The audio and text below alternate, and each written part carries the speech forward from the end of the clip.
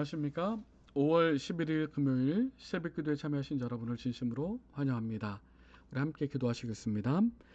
사랑의 하나님 아버지, 이 아침도 생명을 허락하시고 또 건강한 몸으로 일어설 수 있도록 도와주시니 감사합니다. 오늘 또 말씀으로 하루를 시작할 수 있도록 은혜 내려주시니 감사합니다. 말씀을 통하여 용기를 얻고 소망을 얻고 말씀 안에 승리하는 하루가 될 수 있도록 도와주시옵소서. 시대의 소망의 말씀을 묵상하겠습니다. 이 시간 성령님 함께해 주시옵기를 예수님의 이름으로 기도합니다. 안녕하십니까? 이번 한 주일은 시대의 소망 66장 논쟁, 우리 이 말씀을 함께 묵상하고 있는데요. 오늘은 정직한 서기관이란 제목으로 함께 말씀을 나누겠습니다.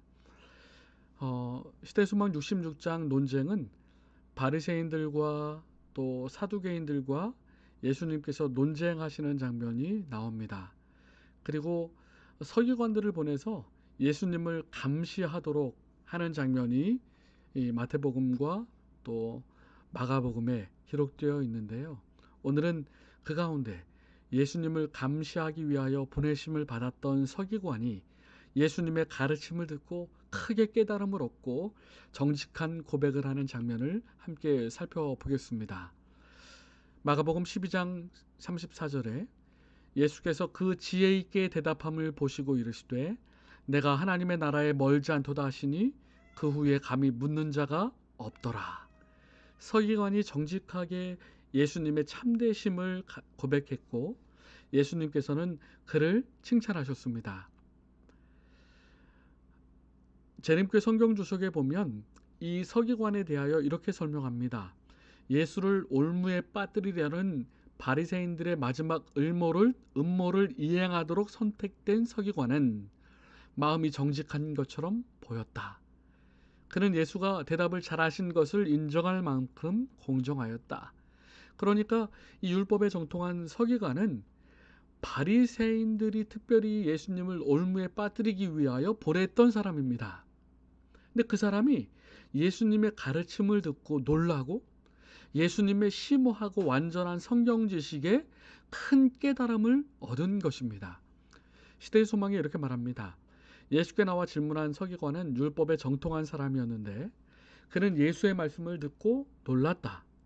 그는 예수께서 그처럼 심오하고 완전한 성경 지식을 나타내시리라고는 기대하지 않았다. 그는 그 거룩한 계명들의 근간이 되는 원칙에 대한 넓은 식견을 얻었다.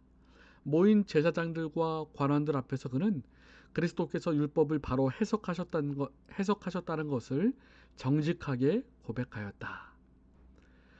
율법에 정통한 서기관이었지만 말씀드렸던 것처럼 당시 바리새인들은 율법에 대하여 차등이 있는 것으로 여겼고 첫째 계명부터 넷째 계명이 뒤에 인간에 대한 다섯째 계명부터 여섯째 계명까지의 계명보다 훨씬 중한 것으로 여기고 있었던 것입니다. 그런데 예수님께서 심오한 그리고 완전한 성경 지식으로 그렇지 않음을, 이 율법은 하나님의 품성을 드러내는 것이고 사랑을 드러내는 것이고 하나님께 대한 사랑, 이웃에 대한 사랑, 본질적으로 하나임을 예수님께서 말씀하셨을 때 이 서기관은 큰 깨달음을 얻은 것입니다. 이 예수님의 대답을 통해서 이 서기관은 먼저 죄를 깨달았습니다. 시대수만 608페이지에 보면 그리스도의 지혜로운 대답은 서기관으로 하여금 죄를 깨닫게 하였다. 죄를 깨닫게 했고요. 서기관은 유대인의 종교가 내적 경건보다는 외적 의식으로 이루어져 있는 것을 알고 있었다. 외적인 의식적인 내적인 변화, 내적인 경건보다 외적인 삶에 치중되어 있는 것을 알고 있었습니다. 그는 죄를 속하는 데 있어서 단순한 제의적인 재물과 신앙심 없는 피 흘림이 무가침하다는 어떤 느낌을 가지고 있었다. 하나님을 사랑하고 순종하는 사람에게 이기심 없이 대하는 것이 이 모든 의식보다 더욱 가치 있는 것으로 그에게 나타났다. 이 예수님의 가르침으로 외적인 의식 또 신앙심 없는 재물과 피 흘림보다는 하나님의 말씀에 순종하고 하나님을 사랑하고 순종하고 이웃에게 동일한 사랑을 실천하는 것이 훨씬 더 중요하다는 사실을 이 서기관은 깨닫게 된 것입니다. 다시 한번 정리하면 유대인의 종교가 외적인 의식으로 이루어졌다는 것을 깨달았습니다. 또 죄를 속하는 데 있어서 제의적인 제물과 신앙식 없는 피 흘림이 무가치하다는 것을 깨달았습니다. 그리고 하나님을 사랑하고 순종하는 것이 또 사람에게도 그러한 사랑을 실천하는 것이 모든 외적인 의식보다 더욱 가치 있는 것이라는 것을 깨닫는 것입니다. 이 예수님의 가르침을 통하여 이러한 교훈을 깨닫게 된 것입니다. 예수님께서 그 서기관을 칭찬하셨죠. 그러면서 시대소망 608페이지에 보면 이 서기관이 깨달음 뿐만 아니라 더 깊은 이해가 필요함을 이렇게 말씀하고 있습니다. 이 서기관은 번제물과 제물보다 하나님께 더욱 받으실 만한 의의 행위를 깨달았으므로 그는 하나님의 나라에서 멀지 않은 것이다. 그러나 그는 그리스도의 거룩한 품성을 깨닫고 그리스도를 믿는 신앙을 통하여 의의 사업을 행할 능력을 받을 필요가 있었다. 첫 번째, 그리스도의 품성을 깨닫고 그리스도를 믿는 믿음을 통하여 의를 얻는 그 능력을 받을 필요가 있었고, 두 번째, 산 믿음으로 그리스도와 연합되지 않는 한 의식적인 희생은 아무 가치가 없다는 것입니다. 산 믿음으로 그리스도와 연합되어야 한다는 것이에요.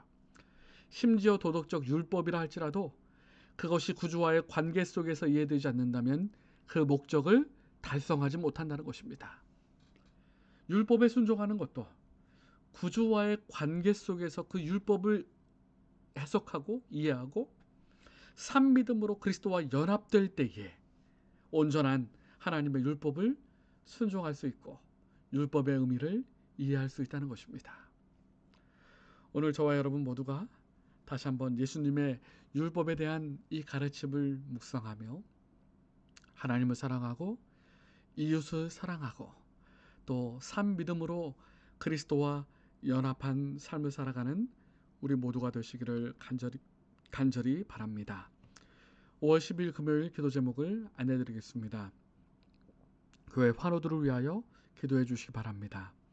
또 안식일 예배 회복과 5월 내내 안식일마다 분이엘 청소년교회 전도회가 있는데요. 분이엘 청소년교회 전도회를 위하여 함께 기도해 주시기 바랍니다. 개인의 기도 제목과 또 코로나에서의 회복과 성도님들의 건강을 위하여 음악이 멈출 때까지 계신 곳에서 함께 기도해 주시기 바랍니다. 감사합니다.